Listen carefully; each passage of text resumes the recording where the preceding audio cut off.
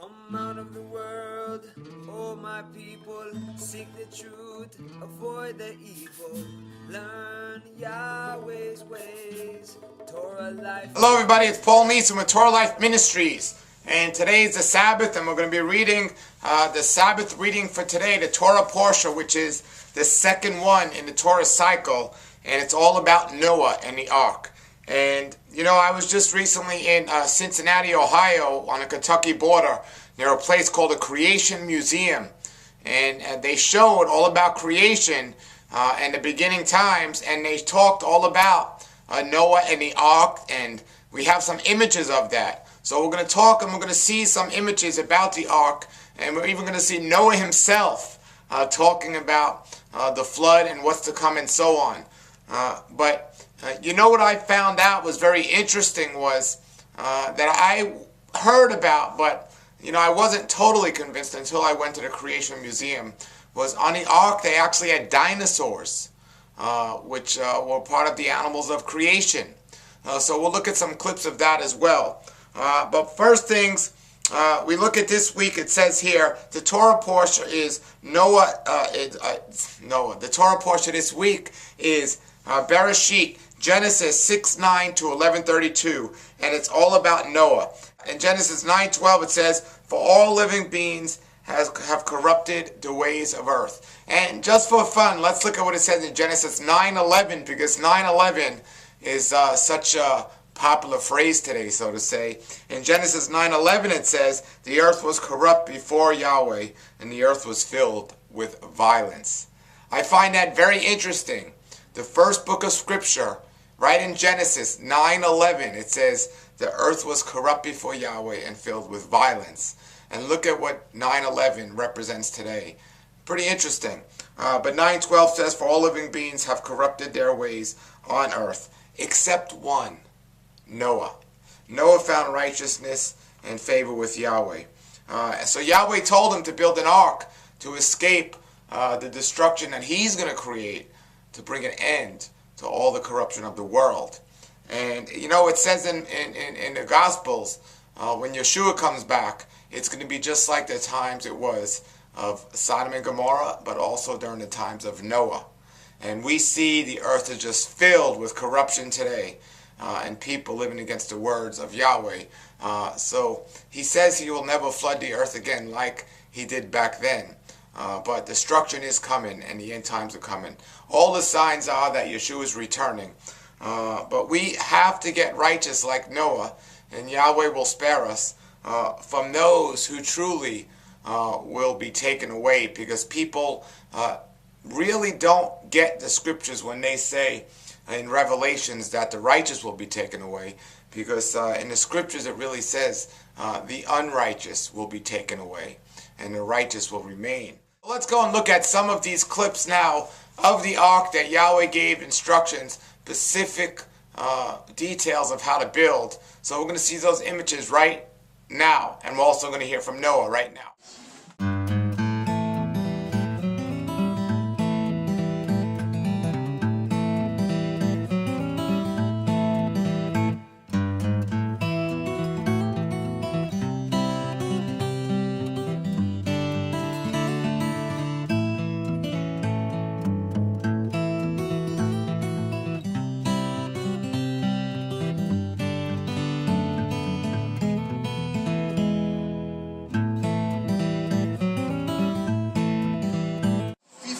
Kinds of what you call dinosaurs. So I only needed around 100 of them. Oh, I know what you're thinking. But dinosaurs are so huge. Well, the average sized dinosaur would only come up to about waist high, and some were as small as chickens. Besides, God didn't have to bring full-grown adults. Young dinosaurs are easier to handle, they eat less, and they'll live longer to reproduce after the flood. Very good question. Anything else?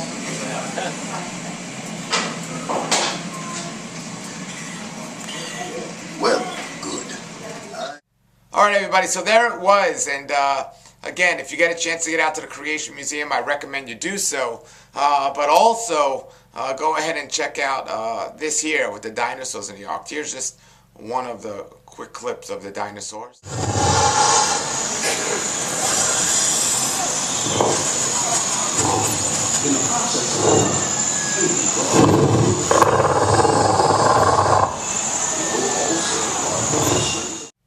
Alright, everybody, that does it for my clips from the Creation Museum.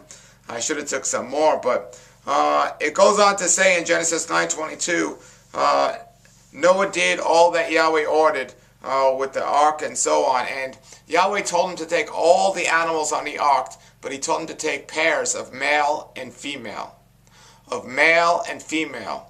You see, the problem today is we're living in an abomination against Yahweh because we have this homosexuality going on in today's world. And it's not only the act which is going on, but it's also the roles. Yahweh gave us roles of male and female in today's world. But you have men that want to look like women and women that want to act like men. And when you have two males or two female roles in a house, you have a homosexuality going on. And that is abomination to Yahweh. You know, and that's one of the things that caused the destruction during the times of Noah. Just the disobedience, the abominations that people were living according to the world's ways. And it's no different today, and that's why Yeshua says he's coming back just like it was back then. And did you know that Richard Reeves, who wrote a great book called Too Long in the Sun, and he has a new book out now, I had him on my show before, him and Ron Wyatt, they're archaeologists, they actually found the Noah's Ark. And it's pretty interesting. They found it in Turkey. And you definitely got to check that out on the previous show where he talks about that. Check out his book. Very interesting. But it goes on to say in Genesis 9.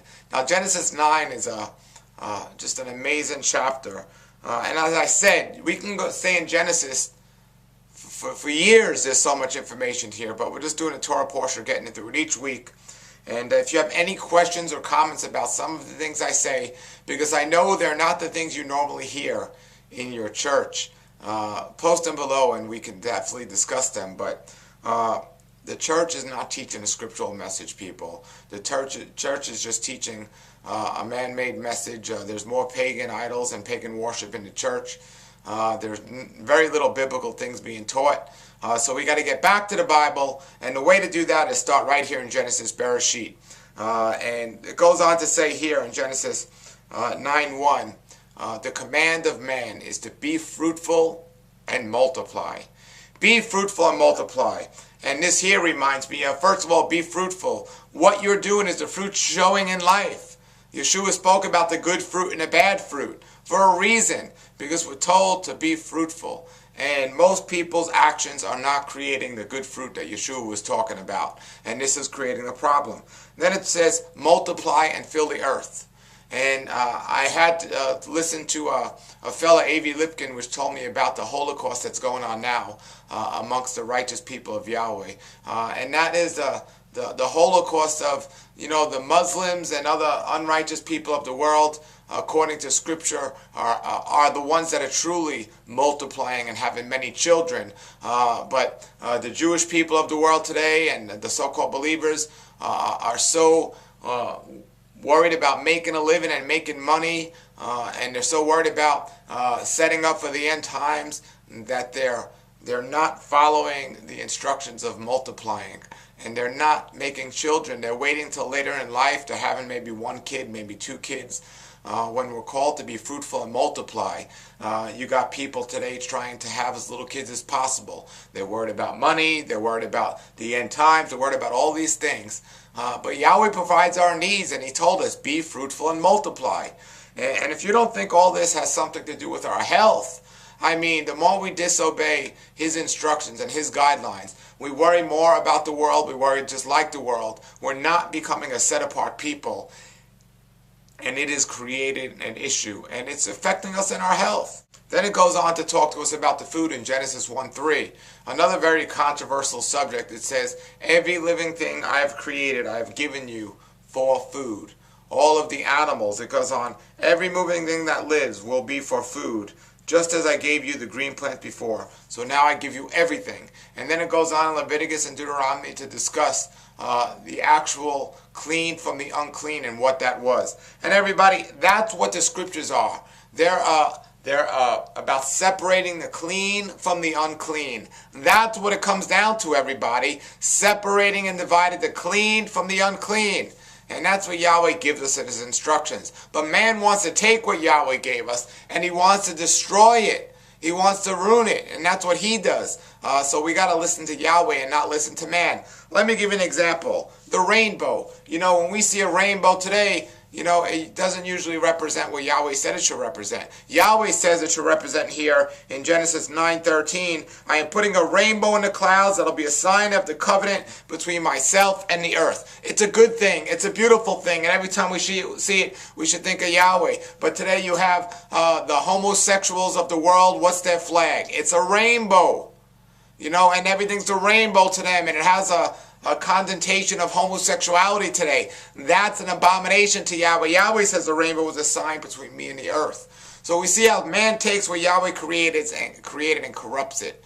But we can't let man take what Yahweh created. So we go on and see it here in this week's reading, some more of the things that Yahweh wanted us to do to follow his words. And you know, everybody, we're all descendants of Noah and Noah's children. But what I find very interesting is, you know, I teach a lot about health, but I also teach about modesty. And the Bible teaches hand in hand that nakedness and shame go together. And with shame comes curses. And with curses come diseases.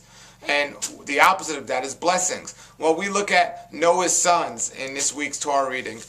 We look at Noah himself, who had too much wine, got drunk, and passed out in his tent naked. And his son Ham came in the tent and saw him naked. And instead of covering up, he ran to his brothers and told them that he was naked. He revealed the shame of Noah. And when Noah woke up, he realized what he did. And his sons came in backwards and covered his nakedness. So what did he do? He blessed the sons that covered him. And he cursed the descendants of Ham.